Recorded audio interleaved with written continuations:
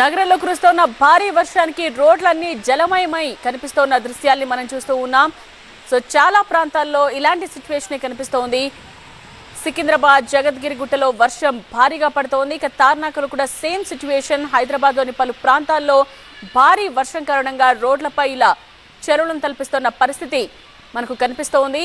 యూసఫ్ కూడా పంచాగుట్ట అమీర్పేటలో కూడా భారీ వర్షం కురుస్తోంది. ఇక బేగంపేటలో కూడా సేమ్ సిచ్యువేషనే మనకు కనిపిస్తోంది. హైదరాబాద్ లో వర్షంపై మా స్పెషల్ కరెస్పాండెంట్ నూర్ మరిన్ని వివరాలు అందిస్తారు.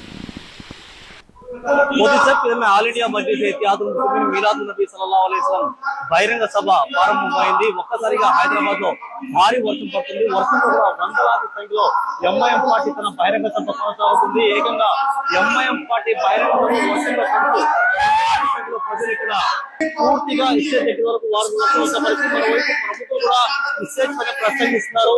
మరి కాకపోతే కాసేపట్లో హైదరాబాద్ ఎంపీ అసదుద్దీన్ ఓవైసీ కూడా ఈ బహిరంగ సభలో రాబోతున్నారు. ఓవైసీ మద్దతు కోసం వేల కోట్ల సంఖ్యలో ఇతర జిల్లాల నుంచి పబ్లిక్ సాధారణంగా హైదరాబాద్ లో ఒక్కసారిగా చూసిన భారీ వర్షానికి ఏకంగా హైదరాబాద్ మొత్తం తడిసి ముట్టైన పరిస్థితి.